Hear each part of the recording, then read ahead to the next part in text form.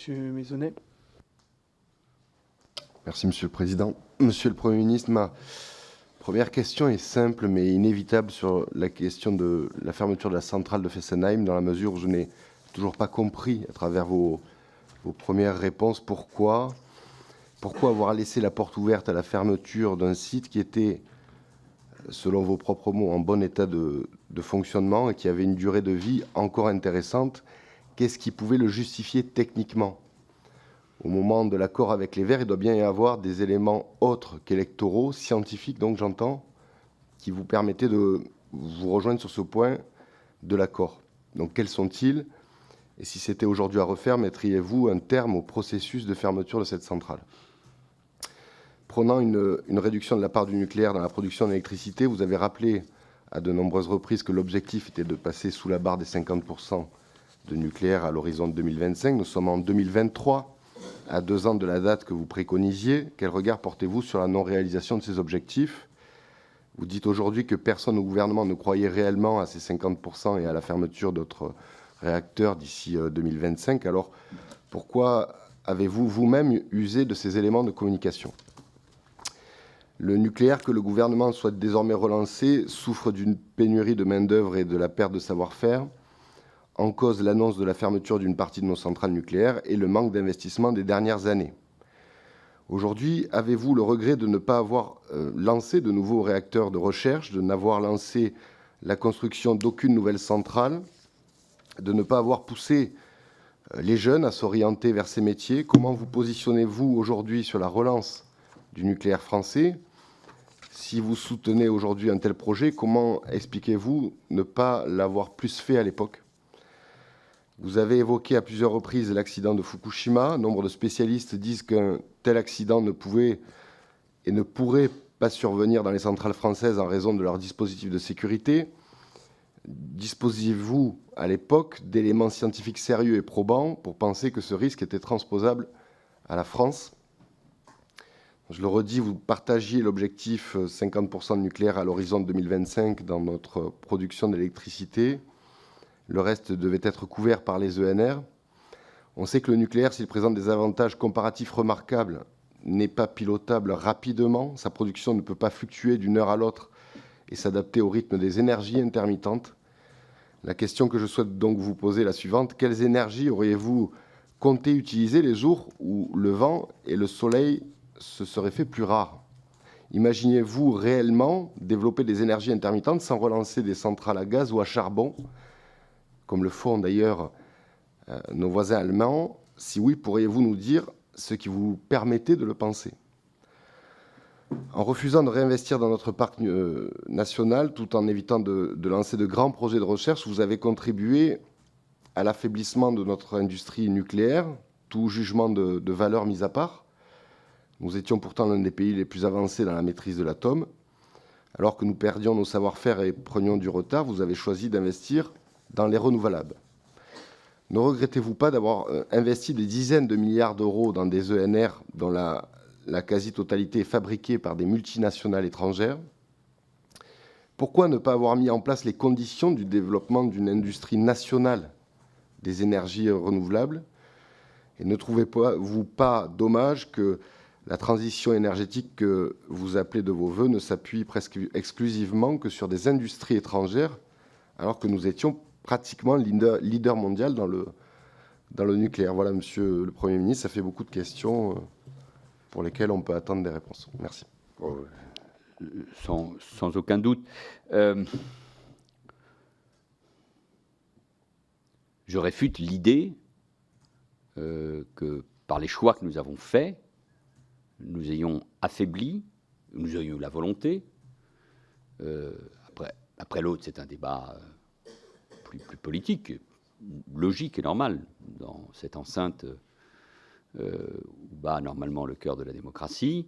Nous ayons affaibli ou eu la volonté d'affaiblir. J'ai rappelé tout à l'heure qu'au contraire, l'objectif était de soutenir, de renforcer cette filière.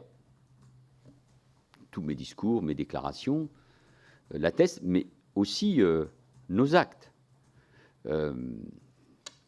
c'est vrai, je l'ai rappelé tout à l'heure, concernant le choix sur Areva, l'idée était de sauver là un des fleurons, en tout cas une filière très importante. Ça a été douloureux, hein, parce que ça s'est traduit aussi par des pertes d'emplois.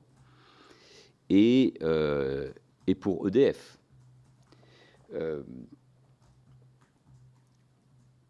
Deuxièmement, le choix de Fessenheim est un choix à la fois politique, je l'ai rappelé tout à l'heure.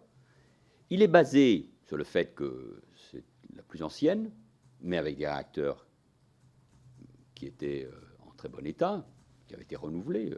L'ASN l'avait rappelé. Là-dessus, je ne vais pas affirmer le contraire. Il y a eu même un débat sur est-ce qu'il est sur une zone inondable, etc. Des sujets techniques. Il y avait, quand le choix a été fait, aussi l'attente de nos amis allemands, mais enfin, elle n'était pas évidemment prescriptible. Enfin, c'est pas elle, c'est pas l'Allemagne qui pouvait nous imposer un choix, mais c'est ce choix qui a été fait, un choix politique partant de la centrale la plus ancienne. Je ne répondrai pas à la question est-ce qu'aujourd'hui je le refais ou pas. Pourquoi ? Parce que moi, je veux être honnête avec vous. Je vais vous dire la vérité de ce que j'ai fait hier.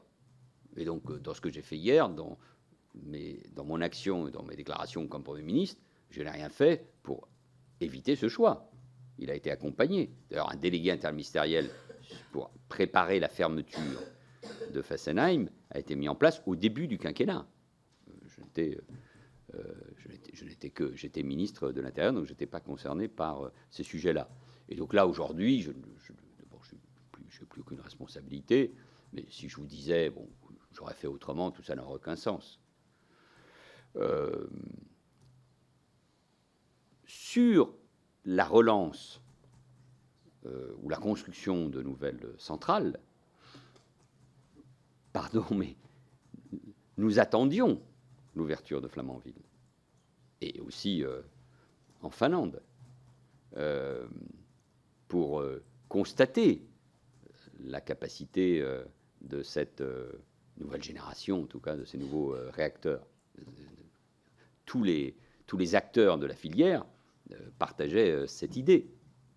Et c'est très important, et moi j'insiste là-dessus, que Flamanville ouvre. C'est très important pour la filière. Là, c'est un élément de la confiance.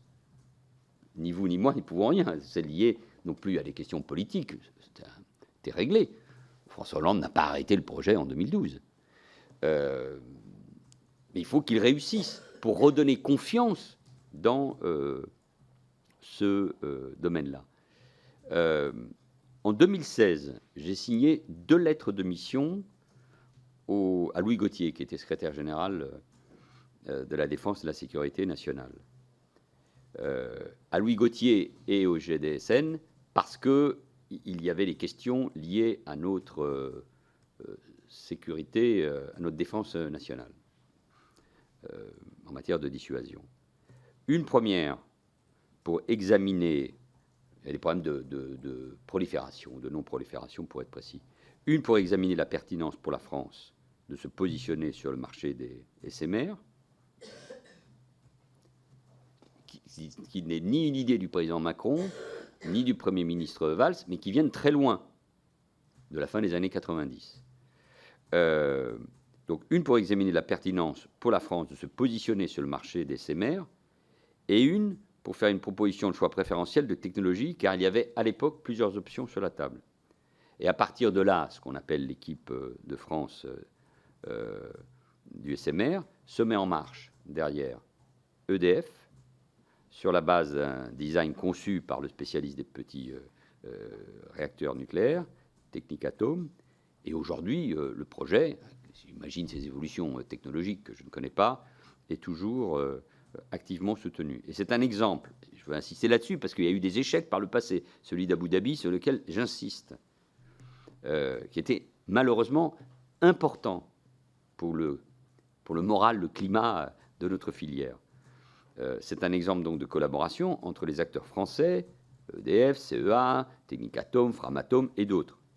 Et donc, j'ai relancé ou en tout cas c'est sous le quinquennat de François Hollande, que ce programme, qui était moribond, a été relancé. Je prends cet exemple pour vous dire que, il faut attendre, c'est important pour la filière, c'est important pour l'export, l'ouverture de Flamanville. Il fallait attendre l'ouverture en Finlande, Kell Point ensuite, et pour la filière et à l'export. Et ensuite, il y a eu la relance des SMR. Et puis, je fais une réponse groupée à la question que vous m'avez posée sur Fessenheim et sur l'avenir. Je partage vraiment le choix qui a été fait, ou annoncé plutôt, par le président de la République il y a un an. Non pas parce que c'est Emmanuel Macron, c'est pas le sujet, mais parce que ça paraît être un choix important pour le pays. Et c'est sur la base de ce discours qu'on doit construire un consensus national.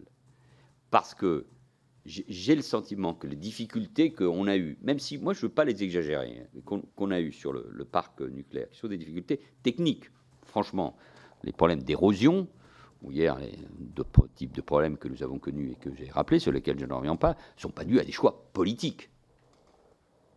Il y a des problèmes techniques, technologiques, réels, qui sont par rapport à une matière, moi j'en suis pas le spécialiste. Ça m'a passionné de m'y pencher pendant que j'étais au gouvernement, avant ou après aussi, ou d'entendre les collaborateurs spécialistes sur ces sujets-là. Mais c'est des sujets qui sont techniquement extrêmement complexes.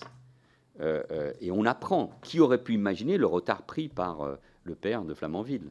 Et je m'en désole, mais pas pour accuser quelqu'un, mais parce que c'est cette réalité à laquelle nous faisons face. Mais ce que j'espère surtout, ce qui me paraît le plus important, c'est que toute cette équipe France que j'ai rappelée soit au rendez-vous sur les choix de demain. Parce que le président de la République peut définir un cap, mais ce qui a marché dans les années 50, 60 et 70 et 80, c'est que derrière, c'est là où peut-être vous avez raison, hein, nous avons sans doute perdu de la capacité dans ce domaine-là. Mais l'attribuer à mon seul gouvernement, ou au gouvernement de François Hollande, c'est trop rapide. Je pense qu'il y a eu des difficultés qui viennent d'assez loin. Mais le discours du président de la République doit réarmer l'ensemble de la filière, mais il faut que, d'un point de vue technologique, je n'aborde même pas les questions financières, hein, qui sont déjà colossales, on doit être capable de les atteindre. Et ça, c'est là où on a un rendez-vous avec l'histoire très, très important. Fukushima, non, vous avez raison. Il y a les centrales nucléaires en France qui peuvent connaître un certain nombre de risques, notamment en termes d'inondation, nous le savons. L'agence y veille. Nous savons tous que l'accident de Fukushima est dû à un tsunami, il n'est pas dû au risque même sur la centrale nucléaire. Mais c'est un fait. Moi, qu'est-ce que vous voulez? Je veux dire, la France n'a pas fait ce choix, mais je sais pas, moi j'ai l'impression que jusqu'à maintenant, personne ne considère ou n'a considéré Angela Merkel, son gouvernement et l'Allemagne comme des gens qui prennent des décisions légères. On peut être en désaccord. Je pense que c'est un choix qui, peut-être aujourd'hui, aurait dû être révisé du fait de la dépendance au gaz et au pétrole russe. Mais ils ont fait ce choix. Donc voilà, le choix qui a été fait en 2012, c'est en effet la réduction de la part du nucléaire dans la production électrique, le choix du renouvelable, la confirmation évidemment de l'EPR de Flamanville, une politique à l'export, Hinkley Point, la Finlande, la Chine aussi, des discussions avec le Japon qui a ensuite relancé un choix qui a été fait aussi. C'est à l'époque le Premier ministre Abe, des partenariats, une concurrence qui commençait à se faire sentir en Europe. Un pays comme la République tchèque a fait le choix du nucléaire. Donc, avec quel type de partenaires? La Chine, des pays européens, en fait, choix dans un climat défavorable au niveau de la Commission européenne.